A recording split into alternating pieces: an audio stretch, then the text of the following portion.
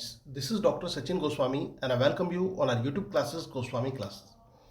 दोस्तों आज सबसे पहले जो मैं आपको पोएम पढ़ाने वाला हूँ ये है डेरिक वेलकॉट्स की poem a far cry from Africa.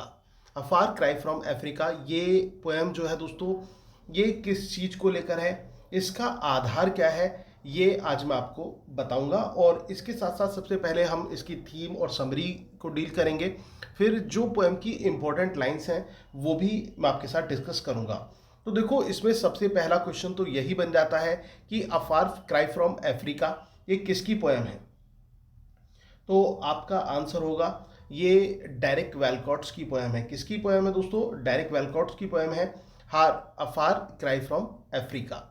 और इसमें किस चीज़ को दर्शाया गया है दोस्तों? इसमें यहाँ पर आप देख रहे होंगे अफ्रीका। तो दोस्तों इसमें अफ्रीका और जो ब्रिटिशर्स थे इनके बीच में जो वॉर हुआ था, और स्पेशली केनियंस को हम यहाँ पर रेफर करेंगे, तो उनके बीच में जो ये वॉर हुआ था जिसमें बहुत सारे लोग मारे गए थे। Even the Britishers were killed, ठीक है ना, ब्रिटिशर्स भी बहुत मरे थे और जो अफ्रीकन्स थे वो भी बहुत मरे थे। तो उनके ऊपर जिसको गोरिल्ला वार भी कहा गया था। तो ये जो पोएम है ये उसी कंडीशन, उसी वॉर को दर्शाती है, उसी चीज को रिप्रेजेंट करती है कि किस प्रकार से there is a hate between African and Britishers. और एक हेट है किस चीज के बीच में? ब्रिटिशर्स और अफ्रीकन के बीच में। और ये जो है ना, ये एक कॉलोनाइज्ड जो रिलेशनशिप है दोनों लोगों का, अफ्रीकन्स का और ब्रिटिशर्स का। और दूसरी तरफ अगर जो हम कहें कि coloured people and white people. अब what do mean by the coloured people? Coloured people का मतलब अश्वेत लोग। अश्वेत लोग यानी कि वो लोग जिनका रंग सफेद नहीं है, जो गोरे नहीं है। इट मीन्स वो काले हैं। आपने देखा होगा अफ्रीकन जो पीपल होते हैं वो काले होते हैं, लेकिन उनमें कुछ अफ्रीकन्स ऐसे दिखाई पड़ते हैं जो वाइट कलर के होते हैं। तो जनरली क्या होता है, ये एक हाइब्रिड सोसाइटी में पीपल होते हैं जिसमें कहने का मतलब पेरेंट्स में से वन ऑफ देम, उनमें से एक अफ्रीकन हो सकता है, एक ब्रिटिशर हो सकता है। और ऐसे ही यहाँ पर जो हमें इसका जो स्पीकर है जो पोएम का, वो भी उसी रूप में दिखाई पड़ता है। और वो इस कंफ्यूजन में है weather to give the part of Africa और the Britishers, weather to go with Africa और द ब्रिटिशर्स, कि वो किसके साथ जाए। He should go with the coloured people और द वाइट पीपल, कि उसको काले लोगों के साथ जाना है या फिर उसको सफ़ेद लोगों के साथ जाना है, तो ये गोरे लोगों के साथ जाना है। तो यही एक कंफ्यूजन जो है ये रिप्रेजेंट किया गया। तो कुल मिलाकर ये इसकी थीम है। थीम क्या है दोस्तों? थीम है इसमें relationship between colonised people on the basis of their colour, it means complexion, उनके कॉम्प्लेक्शन के आधार पर, उनके लिविंग स्टैंडर्ड के आधार पर, उनकी लैंग्वेज के आधार पर और उनके पर्टिकुलर रीजन के आधार पर जो एक क्लैश हुआ है इन दोनों लोगों के बीच में, ठीक है ना, तो वो इसमें रिप्रेजेंट किया गया है। आई होप कि थीम जो है वो क्लियर हो गई होगी। अब थीम के बाद दोस्तों अब हम बढ़ेंगे इसमें वास्तव में है क्या जो ये पोएम है। ये जो पोएम है दोस्तों अ फार क्राई फ्रॉम अफ्रीका, ये एक वायलेंस को रिप्रेजेंट करती है। और वायलेंस जैसे कि मैं आपको बता ही चुका हूं, यहां पर ये जो वायलेंस है ये वायलेंस को दर्शाती है अफ्रीकन और ब्रिटिशर्स के बीच में। और जो ब्रिटिश थे, ब्रिटिशर्स ने किस प्रकार से केनियन पीपल पर जो था वो एक तरह से अपना रूल ओवर किया और उनके ऊपर एक टायरनी टाइप से हम कहेंगे कि उन्होंने इस तरह से रूलिंग पावर उनके ऊपर शो की थी। अब जब इस तरह की बातें आई तो क्या था, लोगों का विद्रोह तो होना ही था। और जैसे कि आप इंडिया में ही देख लीजिए, इंडियन पे जब ब्रिटिशर्स आए थे इंडिया में तो हम लोगों ने क्या किया था, पहले तो हमने सहा उनको, लेकिन जब एक्सेस हो गया तो फिर मूवमेंट्स चालू हुए, उनके खिलाफ रिवॉल्यूशन आई। तो वही चीज है जो अफ्रीकन पीपल फेस करते हैं। और वहां पर तो कलर का बहुत ज्यादा, जो कलर डिस्क्रिमिनेशन है ना, इसको लेकर बहुत ज्यादा है वहां पर बातें होती हैं। तो उस चीज को इसमें रिप्रेजेंट किया गया है ये जो पोएम है दोस्तों। और इसमें जैसे कि मैंने आपको बताया कि ये क्लियर हो गया आपके कि जो कारण क्या है, कॉन्फ्लिक्ट दिखाया गया है और एक ऐसा कॉन्फ्लिक्ट जो दोनों को लेकर है, और इसमें यह बताया गया कि किस प्रकार से जो लोग थे उन्होंने एक तरह से सेक्रीफाइस किया अपनी लाइफ को, और वहां पर पूरे में ऐसा माहौल दिखाई पड़ता है जैसे कि मानो डेड बॉडीज ही डेड बॉडीज वहां पर पड़ी हों, और इवन जो नेचुरल एस्पेक्ट्स हैं नेचर के वो भी वायलेंस में तब्दील हुए दिखाई पड़ते हैं, वो सारी चीजें। अब उस कंडीशन में ये जो बच्चा है, यानी कि ये जो स्पीकर है, वो अपने आप को कैसा फील करता है? वो अपने आप को ऐसा फील करता है कि वो कहीं का भी नहीं है, क्योंकि इसका जो कलर है, ये भी याद रख लेना, जो स्पीकर उसका कलर कैसा है, वाइट है, लेकिन जो रीजन है वो कैसा है, वो ब्लैक है। तो जब वाइट और ब्लैक का जो कॉम्बिनेशन आता है तो वो उस चीज को यहां पर दर्शाया गया है। अब दोस्तों यहां पर देखिए, a wind is ruffling the tawny peeled of Africa. जो हवा है वो इस तरह से मंडरा रही है, चारों तरफ फैली हुई है हवा, और अफ्रीका पे, अफ्रीका के टाउनी पेल्ट पे। अब ये टाउनी पेल्ट क्या होता है दोस्तों? टाउनी पेल्ट का मतलब होता है जो वहाँ के एनिमल्स, स्पेशली जो लॉयंस हैं, जो केनिया के साइड वहाँ पर जो लॉयंस हैं, उनमें उनके जो फर हैं उनको टाउनी पेल्ट के रूप में जाना जाता है। तो इस तरह से वहाँ पर उसको दर्शाया गया है। और यहाँ पर देखिए, quick quick as flies batten upon the blood stream of the veldt. और ऐसा लग रहा है जैसे कि मानो कोई जीव हो और वो उड़ जाता है ना, तो उस तरह से वहां पर जो वहां का स्थान है, ठीक है ना, जो अफ्रीकन रीजन है, वहां पर क्या फैला हुआ है, वहां पर चारों तरफ खून ही खून हमें दिखाई पड़ रहा है। मतलब चारों तरफ क्या दिखाई पड़ रहा है दोस्तों? चारों तरफ वहां पर ब्लड स्ट्रीम्स दिखाई पड़ रही है। जैसे कि अब आप सोच रहे होंगे कि ये वेल्ड्स क्या है, तो दोस्तों वेल्ड का मतलब होता है ग्रासलैंड। याद रखना, वेल्ड का मतलब क्या होगा? वेल्ड का मतलब ग्रासलैंड है। और टाउनी पेल्ट मैंने आपको बता दिया है, जो येलो ब्राउन फर होते हैं उनको टाउनी पेल्ट कहा जाता है। तो ये आपके क्लियर हो गया होगा कि कहने का मतलब जो विंड है वो रफलिंग कर रही है, यानी कि तूफान वाली हवा चल रही है, एक तूफानी हवा चल रही है, बहुत तेजी की हवा है। और वो जो हवा है वो एक प्रकार से एक वायलेंस का प्रतीक है। किस चीज का? एक हिंसा का प्रतीक है। और वहां पर जैसे कि ये दिखाया गया है इसमें कि क्विक एज फ्लाइज, और जब हवा चलती है तो वहां पर काइंड ऑफ फ्लाइज जो होती हैं, ठीक है, वो क्या करती हैं, वो वहां से भागने लगती हैं। ऐसे ही अगर जो हम यहां पर अगर जो इसको एलिगोरिकली रिप्रेजेंट करें, यानी कि प्रतीकात्मक रूप में देखें, तो दोस्तों फ्लाइज का मूव होना मतलब है लोगों का पलायन होना, लोगों का मूव होना, लोगों का डर की वजह से भागना। आप देख रहे हैं आजकल की यूक्रेन और रूस में जो युद्ध चल रहा है उसकी वजह से कितने लोग डरे हुए हैं, वो इस प्रकार से उड़ते हुए भागते हुए प्रतीत होते हैं जैसे कि मानो मक्खी हो। और ऐसे ही मतलब सब जगह होता है जहां पर युद्ध की कंडीशन हो जाती है, ठीक है ना, इस तरह के वॉर की कंडीशंस हो जाती है, तो वहां पर ये स्थिति आती है। Corpse are scattered through a paradise. और वो स्थान जो इक्वल टू पैराडाइज है, वहां पर क्या है? कॉर्प्स आर स्कैटर्ड, वहां पर डेड बॉडीज चारों तरफ फैली हुई हैं। तो ये एक कॉलोनियल जो कॉन्फ्लिक्ट है दोस्तों, उसको रिप्रेजेंट कर रहा है कि किस प्रकार से एक हेट्रेड है, किस प्रकार से एक वायलेंस है, और किस प्रकार से किलिंग ऑफ द पीपल है, कि लोगों को किस प्रकार से यातनाओं का सामना वहां पर करना पड़ा है।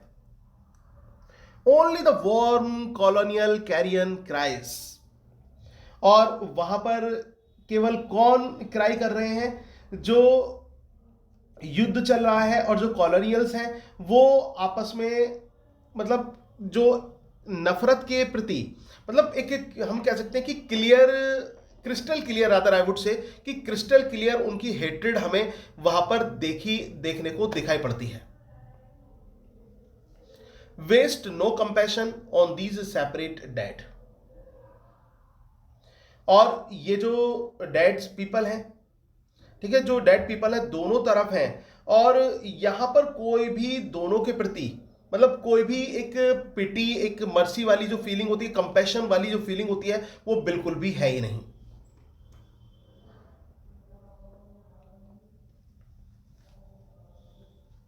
Statics justify the scholar seize the सैलियंट्स of colonial policy.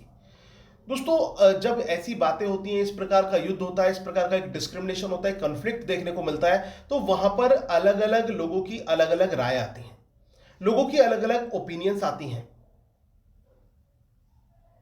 अब देख रहे होंगे आप, आजकल की एक लेटेस्ट मूवी आई है द कश्मीर फाइल्स। इसमें भी आपने देखा होगा कि किस प्रकार से लोगों के रुझान आ रहे हैं। अधिकतर लोग जो हैं वो इसका फेवर कर रहे हैं, लेकिन कुछ इस प्रकार के लोग भी हैं जो इस मूवी के अगेंस्ट जा रहे हैं। तो यही होता है जब कोई युद्ध हो या फिर कुछ ऐसी घटना घटी हो, तो उसके प्रति लोगों की जो राय है ना वो अलग अलग हो जाती है। लेकिन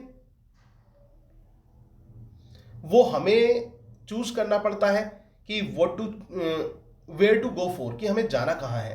तो स्टैटिक्स ने क्या जस्टिफाई किया है? Static justified and scholar seize, जो स्टैटिक्स है वो इसको जस्टिफाई करते हैं, और स्कॉलर्स जो हैं seize the सैलियंट्स of colonial policy, वो कॉलोनियल पॉलिसी के फेवर में हमें दिखाई पड़ते हैं। What is that to the white child hacked in bed, लेकिन उस व्हाइट बच्चे का क्या जिसको हैक कर लिया गया बेड पे ही। To savages expendable as juice, और जो सेवेजेस हैं, जो ये नरभक्षी हैं, जो जंगली लोग हैं, वो इस प्रकार से एक्सप्लोर हो रहे हैं जैसे कि ज्यूस के रूप में।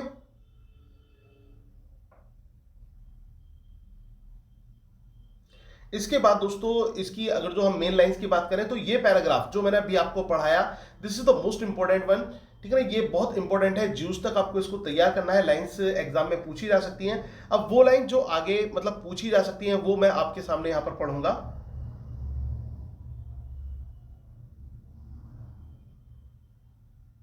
अगेन ब्रूटिस नेसेसिटी, ये लाइंस आ जाती हैं दोस्तों, याद रख लेना।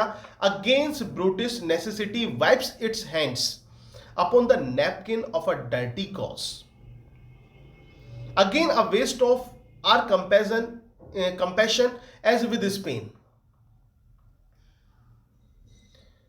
दोस्तों यहां पर यह दिखाया गया है कि जो ब्रूटिस नेसेसिटी है, जो यानी कि जो ब्रूटिस नेसेसिटी का मतलब जो ये अत्याचार है, जो ये बुरा हो रहा है, जो जिस प्रकार से ब्रिटिशर्स जो हैं वो स्ट्राइक कर रहे हैं, तो वो क्या कर रहे हैं कि वो डर्टी कॉज के लिए, जो डर्टी कॉज है, डर्टी कॉज के बाद में अपने हाथों को वाइप करने का काम कर रहे हैं। And again a waste of our compassion as with Spain, और हमारा जो कंपैशन है, हमारी जो पिटी है, ठीक है, वो बिल्कुल वेस्ट के रूप में देखी जाती है, जो कि हम स्पेन के प्रति दिखा रहे हैं।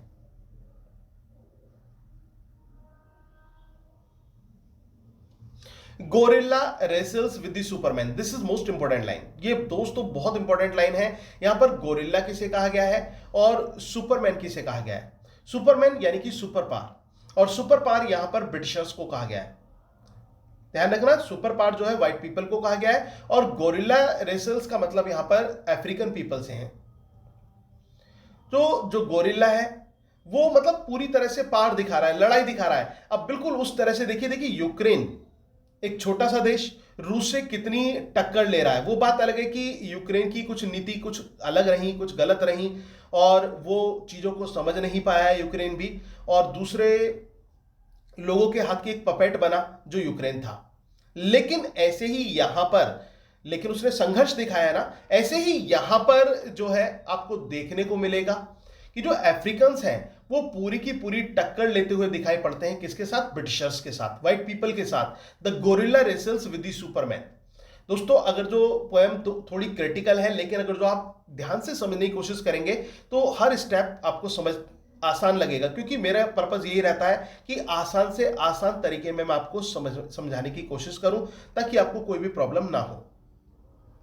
आई who am poison with blood of both. देखो ये मैंने आपको क्लियर कर दिया था कि मैं तो एक ऐसा व्यक्ति हूं जिसको मैं, जो कि पॉइजन चाइल्ड है। पॉइजन चाइल्ड मतलब कि एक ऐसा बच्चा जिसको आप ना तो ब्रिटिशर कह सकते पूरी तरह से, ना अफ्रीकन कह सकते। तो क्यों? क्योंकि उसके पेरेंट में एक जो है वो अफ्रीकन और दूसरा व्हाइट, एक ब्लैक और दूसरा व्हाइट, इस तरह से है। तो वो कहता है कि मेरे अंदर तो दोनों का रक्त समाया हुआ है, वेयर शैल आई टर्न, तो मैं किसकी तरफ जाऊं? मैं अफ्रीकन्स की तरफ जाऊं, या फिर मैं व्हाइट की तरफ जाऊं, मैं गोरिल्लास की तरफ जाऊं, मैं सुपरमैन की तरफ जाऊं, मैं कहां टर्न हो जाऊं? Divided to the wing, I who have cursed the drunken officers of British rules. मैंने तो कर्ज किया है ड्रंकन ऑफिसर्स को जो ब्रिटिश रूल्स हैं। How choose between the Africa and the English tongue I love. मैं कैसे चूज करूं, मैं किसको चुनूं? मैं अफ्रीका को चुनूं या इंग्लिश टंग को चुनूं जिससे मैं प्यार करता हूं? मतलब मेरा तो एक अफेक्शन दोनों की तरफ है, अफ्रीका की तरफ भी है और इंग्लिश पीपल की तरफ भी है। तो इंग्लिश टंग को मैं चूज करूं जिसको मैं लव करता हूं, या फिर मैं अफ्रीका की तरफ जाऊं? बेटरे देम बोथ, या फिर दोनों से विश्वासघात कर जाऊं और give back what they give, और मैं उनको वो चीज दूं जो वो मुझे दे रहे हैं। How can I face such slaughter and be cool. मैं इस संहार को मैं कैसे फेस कर लूं और फिर भी मैं शांत रहूं? मतलब मैं इस कंडीशन को फेस करूं और फिर भी मैं शांत रहूं। How can I turn from Africa and live, और मैं कैसे टर्न हो जाऊं अफ्रीका से और कैसे मैं रहूं? तो दोस्तों ये एक कॉन्फ्लिक्ट है, ये कंफ्यूजन है। किसके माइंड में? ये जो रीडर है, राइटर है, उसके माइंड में कंफ्यूजन है कि वेयर टू मूव, कि वो कहां जाए, किधर जाए। अब क्वेश्चन ये बनता है कि फाइनली वो किसकी तरफ मूव हुआ? तो आपका आंसर होगा किसी की भी तरफ नहीं। वो ना तो अफ्रीका की तरफ जा सका। कंफ्यूजन में ही ये पोएम जो है यहां पर एंड होती है। तो दोस्तों ये पोएम थी आपकी अ फार क्राई फ्रॉम अफ्रीका। उम्मीद है कि आपको अच्छी तरह से समझ में आई होगी। अब आप सोच रहे होंगे सर राइटर के बारे में, तो राइटर की पीडीएफ मैं आपको सेंड कर दूंगा, क्योंकि बायोग्राफी तो दोस्तों आपको अपने आप ही तैयार करनी है और वैसे भी इनका पूछा नहीं जाता एग्जाम में, तो इस पोएम से एग्जाम में पूछे जाने की संभावना है, तो पूछा जा सकता है। तो पोएम को आपको अच्छी तरह तैयार करना है और उम्मीद है कि तैयार हो भी गई होगी, क्योंकि कोशिश यही रहती है कि बात के लिए कुछ ना छोड़ा जाए। जब हैंड टू हैंड चीजों को क्लियर करा दिया जाए तो मुझे नहीं लगता कि अब कोई भी क्वेश्चन अगर जो इस पोएम से आता है तो उसमें आप कंफ्यूज होंगे। क्योंकि क्वेश्चंस कैसे आते हैं, या तो थीम आती है कि इसकी थीम क्या है, या फिर कोई पर्टिकुलर लाइन दे दी जाती है, उसको पूछ लिया जाता है कि किसकी लाइन्स है, या फिर यह पूछ लिया जाता है कि इसका मोटो क्या है यहां पर, या फिर स्टोरी से रिलेटेड क्वेश्चंस आ जाते हैं। कहानी में अगर जो कोई क्वेश्चन रेज हो रहा होता है तो वो क्वेश्चन उसमें पूछ लिया जाता है। आई होप कि कॉन्सेप्ट क्लियर हो गया होगा। दोस्तों ये थी poem a far cry from Africa, और आज मैं आपको 2 पोएम्स पढ़ाने वाला हूं। ठीक है, तो अब दूसरी पोएम भी मैं आपको पढ़ाऊंगा, लेकिन इससे पहले आप इसको अच्छी तरह तैयार कीजिए और नेक्स्ट पोएम का वेट कीजिए। Thank you very much. Yours doctor Sachin Goswami.